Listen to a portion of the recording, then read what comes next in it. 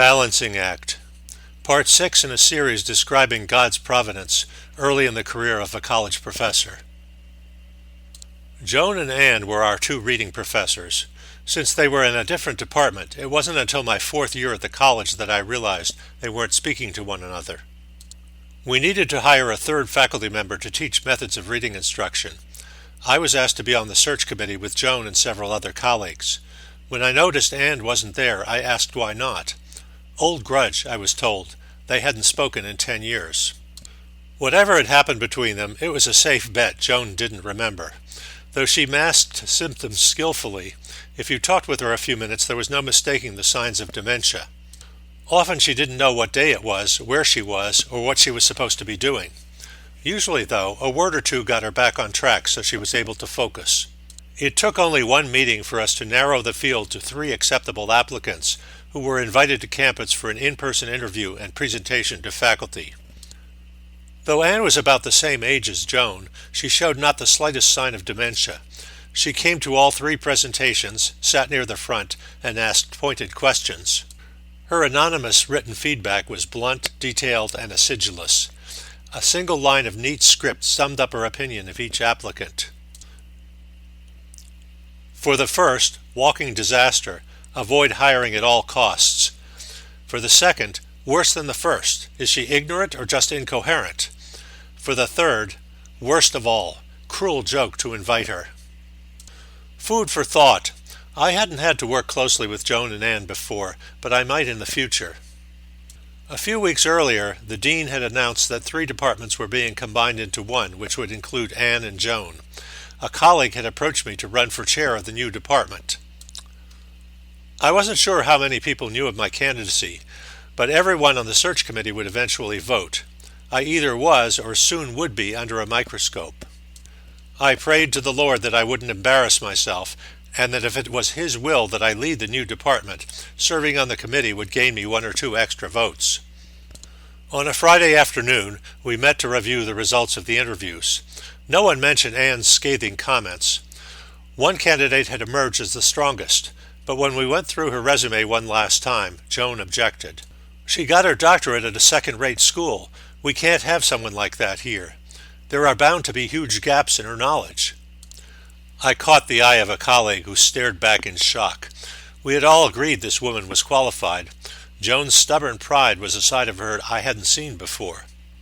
There seemed to be no point in arguing, so I asked if we could stop for the day, think about our options over the weekend, and come back together on Monday. I prayed for the Lord to show me a way forward. To lose our top candidate would be a disaster. A search requires approval from several layers of bureaucracy, including the college president. When a search fails, you have to go through the ordeal all over again, and there's no guarantee a new search will be authorized. The only alternative I could think of was a vote to override Joan. I doubted my colleagues would do this. Hiring a new instructor over both Joan's and Ann's objections could set the stage for trouble. We were stuck. If there was a way out, I didn't see it. I prayed harder. When we reconvened, all eyes were on me again. I blurted out what I'd been brooding over all weekend. I could see from the looks of discouragement that everyone grasped the dilemma. Everyone, that is, except Joan. But we did agree, she said tartly, opening a folder. This one went to a good school. Not a top-tier school like Arizona State where I got my degree, but a decent one. And look who she studied with. I know him. He trained where I trained. He's a national leader. The faces of my colleagues mirrored my own astonishment. In the heat of Joan's pride, a second-rate school had been transformed into a decent one. Against all odds, we had our third reading instructor. Everyone appreciates the success of a search. My stock in the department was rising. I didn't tell colleagues I'd prayed, but I knew in my heart God had come through for me.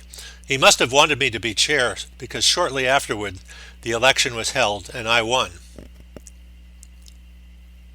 A month earlier, my election would have seemed like a long shot. A year before that, unthinkable. But looking back now, I can see that God had a plan for me. By His will, the unthinkable became a reality. Leadership is a balancing act. Ann's bitterness, Joan's pride, stubbornness, and dementia, our colleagues' timidity.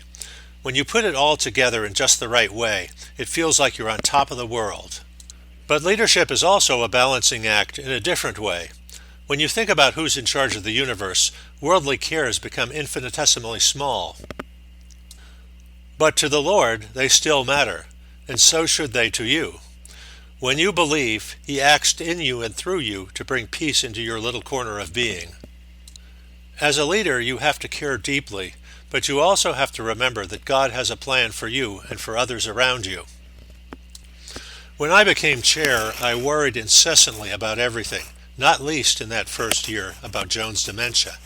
How could she possibly teach in a condition like that? But she did. The undergraduate students liked her. She was kind, her directions were clear, and she answered all of their questions. Their only complaint was that she sometimes delivered the same lecture 2 days in a row. The graduate students caught on immediately and had a solution. Before class, they'd decide what topics they wanted to cover, then ask questions to steer Joan in the direction they wanted to go. The results, they said, were outstanding. God works in arcane ways. I would never have guessed Joan could teach so effectively. When a local school district wanted the graduate reading program delivered on site for their teachers, worries erupted all over again like a bad case of hives. I approached Ann to see if she would help out. As long as a certain person is involved, no thank you. What if the certain person were to apologize? We would just have to see whether the person's apology was sincere. Sincere? Joan might not even remember what it was she was supposed to apologize for.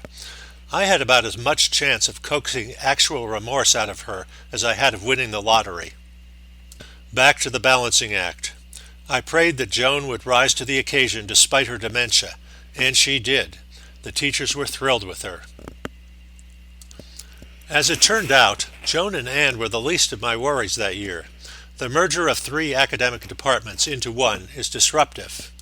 Through daily prayer, I usually discerned the right thing to do, but I faced concerted resistance, which grew more intense as adversaries felt their power slipping away. During that painful year, I learned many things: how to be patient, how to avoid acrimony, when to consult, and when to present a decision as a fait accompli. Through the ordeal, I made my share of mistakes, but with the Lord's encouragement, not to mention the support of the dean, I was able to absorb the fallout and remain standing. Sometimes, after praying for a way out of this or that crisis, I would catch myself thinking, none of this matters as much as we think it does. Looking back now, I recognize that as the prelude to God's answer, helping me reframe the tumult around me within the peace of His glorious kingdom. Finding balance, I would feel panic recede, making room for the lessons He taught. Fortified with new insight, I would saunter out boldly into the throng of my adversaries and try to fix whatever it was that had gone wrong that day in the small corner of the world that had been placed in my charge.